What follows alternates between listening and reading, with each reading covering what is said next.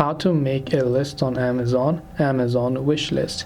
So if you want to make a list on Amazon or a wish list on Amazon, open the Amazon app. Then once you open the Amazon app, you can tap on the account icon from the bottom menu. Now from here you can simply look for an option that says list and then tap on the list button. And when you tap the list option, you will be able to see your current list if you have created, but if not, you can also tap the plus icon right here.